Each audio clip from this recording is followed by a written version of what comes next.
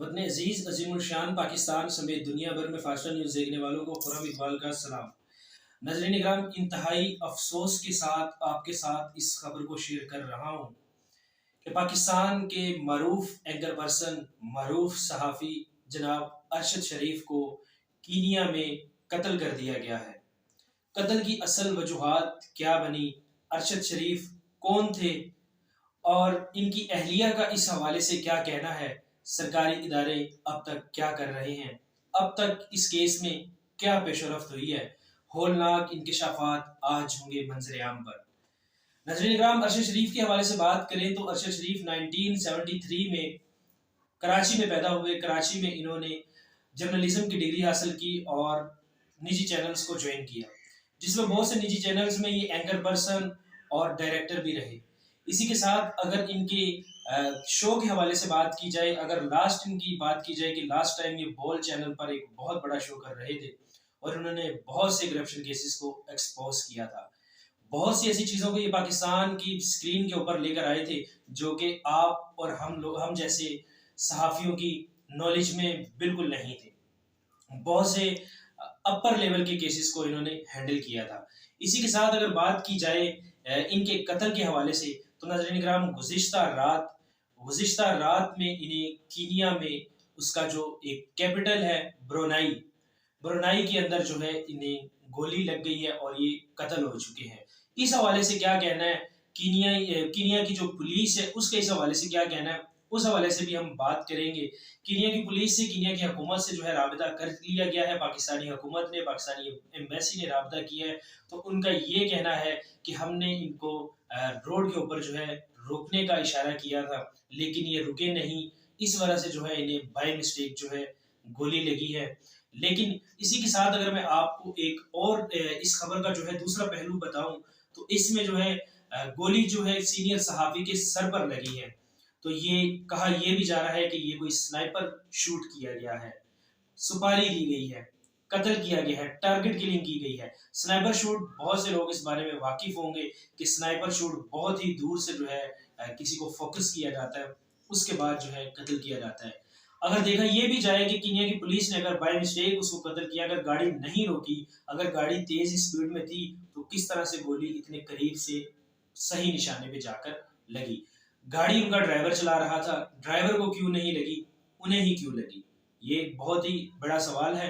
आने वाले डेज के अंदर बहुत ही इस केस में पेशरफ्त होने वाली है। इनकी अहलिया के इस हवाले से क्या कहना है, आए हम कुछ देर जो है ट्विटर के ऊपर हम जाएंगे, तो इसमें हम देखते हैं कि इनकी अहलिया ट्वीट करती है कि I have lost my best friend, my best husband and my best journalist. तो इनकी वाइफ का ये कहना है कि मैंने आज के दिन अपना एक अच्छा दोस्त और अच्छा सहाफ़ी और अच्छा शोहर खो दिया है। ये उनके दिल दहला देने वाले कमेंट्स थे जो उन्होंने ट्विटर के ऊपर इस चीज़ को ट्वीट किया। इसी के साथ बहुत सी सियासी शख्सियात हैं जिन्होंने ट्वीट किया है इस हवाले से। अरशद शरीफ के हवाले से जिन्होंने ट्वीट किया है कि वो वाकई में काबिल तारीफ इंसान थे और जर्नलिज्म की दुनिया के अंदर सहाफ़त के बेताज बादशाह थे, जो हक और सच के ऊपर खड़े रहे। उन्हें बहुत सी जगहों से मुख्तलिफ किस्म के थ्रेड मिलते रहे, लेकिन उन्होंने सच का बोल हमेशा बाला रखा, हमेशा सच के दामन को थामे रखा। और आज वो अपने किस मुकाम पर पहुंचे हैं कि उन्हें किस तरह से बेरहमी से जो है एक बैरून मुल्क जाकर कत्ल किया गया है, क्या साजिश हुई है, क्या मामलात होंगे, इसी तमाम अपडेट हम आपके साथ शेयर करते रहेंगे। क्योंकि गुज़िश्ता रात ये कत्ल हुआ है। कल के दिन के बारे में ये कहा जा रहा है कि कल के दिन इसमें अहम पेशरफ्त आएगी और वहाँ की हुकूमत जो है, इस हुकूमत को तमाम सबूत, तमाम चीज़ें जिस केस में इन्वेस्टिगेट हुई हैं, वो तमाम चीज़ें पाकिस्तानी एम्बेसी के साथ, हुकूमत पाकिस्तान के साथ शेयर करेंगे।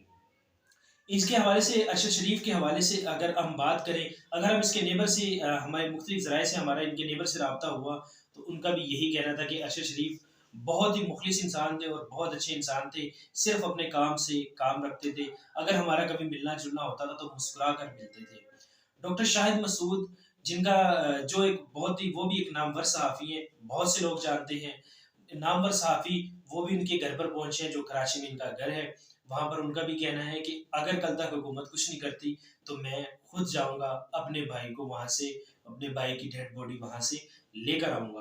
पिक्चर्स की अगर बात की जाए कि पिक्चर्स क्यों नहीं शेयर की गई, तो कुछ फैमिली रिस्ट्रिक्शन की वजह से, उनकी अहलिया की तरफ से, उनकी फैमिली की तरफ से जो है एक पाकिस्तानी हुकूमत से एक रिक्वेस्ट थी कि खुदारा मेरे शौहर की इस तरह की तस्वीर जो है, आखिरी लम्हात की तस्वीर जो है, उसको शेयर ना किया जाए।